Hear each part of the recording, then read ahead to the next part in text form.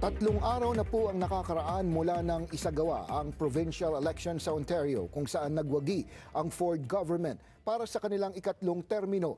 Pero bigo pong manalo ang tatlong Pilipinong tumakbo sa halalan. Kaya patuloy ang kawalan ng representasyon ng Filipino Canadians sa parlamento sa Queen's Park. Muli pong naluklok sa pwesto si Premier Doug Ford. Tagumpay namang nakuha ni Marit Stiles at ng Ontario NDP ang pagiging official opposition matapos makuha ang 27 seats.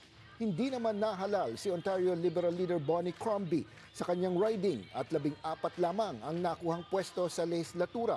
Dalawang kinatawa naman ng Green Party ang muling nahalal kabilang ang leader nito na si Mike Schreiner.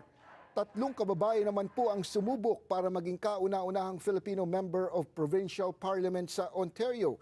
Pero hindi po pinalad na manalo. Kabilang po rito ang abogado at liberal candidate na si Paul Sagil sa Willowdale, si Linnea Lofstrom Avery sa NDP candidate sa Don Valley West at ang urban studies undergraduate student na si Francesca Policarpio ng NDP sa Scarborough Agincourt. At para po himayin ang resulta ng halalan at kung ano ang nangyari sa mga Pilipinong kandidato, makakasama po natin ngayon si Ginoong Clement Nocus, ang Director of Research ng Broadband Institute at ang Vice Chair ng Filipino Canadian Civic Action Network. Magandang araw sa iyo, Clement, at salamat sa iyong pagpunta dito sa amin sa OMNI News. Oh, thank you for having me. It's an overwhelming victory for the PC Conservatives. It's a landslide victory, some would say. What do you make of the results of this election? Well, what I make of the results is that what's troubling to me is the fact that this was very low voter turnout once again, the second election in a row where voter turnout was around 45%.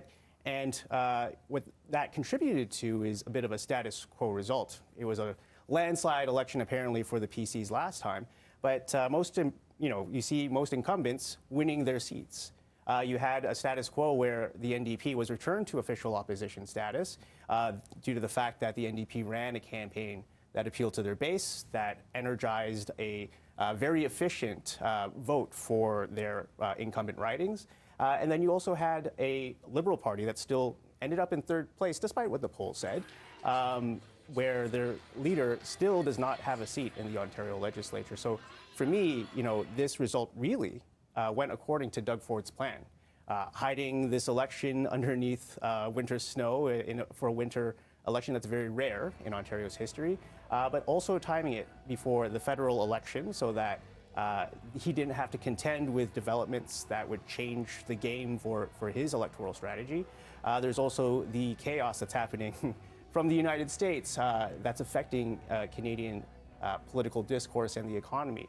And so this was the opportunity to win 2 extra years in power by delivering this status quo election. And for me, this landslide really went according to plan.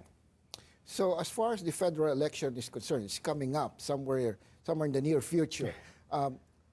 Will this election in Ontario be an indication of what Ontario will be, the decision of Ontario coming into the federal election? Well, I think that really is not to be determined yet.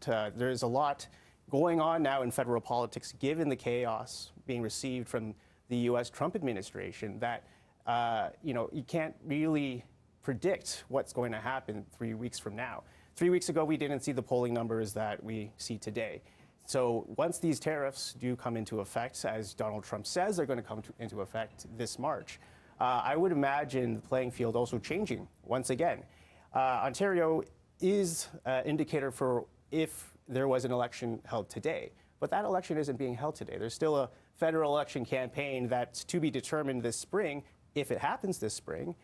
So I wouldn't be out here making predictions like that. All right, let's try to zoom into the Filipino candidates in Ontario who unfortunately did not win. Let's start with Paul Sagil. Slim margin, 477 difference of a vote. Your analysis on that? Well, this is also Paul's second time running in Willowdale. He already had the machinery. Mr. Sagil, came within 5% of the vote also in 2022 against a very strong PC incumbent, a cabinet minister in Mr. Stan Cho. And so to come within this percentage margin it's a very good indication because the Liberals do have representation at the federal level in Willowdale. Historically, they've also had provincial representation here. It was an opportunity, I think, to make a breakthrough for the community, but given the electoral wins and given the status quo election, I think it was very uphill for Mr. Sigil to break through in this time. How about the other two candidates from the NDP? And so you had Francesca Policarpio in Scarborough-Agincourt, as well as Linnea Lofstrom-Aberry in Don Valley West. And these are two very young, exciting candidates that ran for the New Democratic Party. And for them as well is very tough. They had to square off against very strong liberal and conservative incumbents as well. But they brought a new youthful energy, I think, to the party. They also proved that Filipino Canadians can participate in elections and can run in places that are, if they're tough, that's fine. What I'd like to see them do is come back with all the experience they gained from this election to consider leadership in the near future. Speaking of coming back, what do they learn from this election, and how can we finally get a seat in the parliament in Queen's Park? Well, what I hope that was learned from this election especially was organizing. When I see other communities that have electoral success in places like the Philippine community in British Columbia or in Manitoba, that these communities organize around election time, fine, but they also organize outside of election time. They organize around the issues of jobs, of cultural institutions, of things like education. And so when you have these issues that galvanize the community around a common cause, then I think that's what you need to bring forward into elections. And so when you have that organization already in place on the issues outside of election time, come election time, it's very easy to bring that community together to support a candidate that properly represents us and brings our voice to the halls of power. All right. Thank you very much, Clement Nocus from the Filipino Canadian Action Network.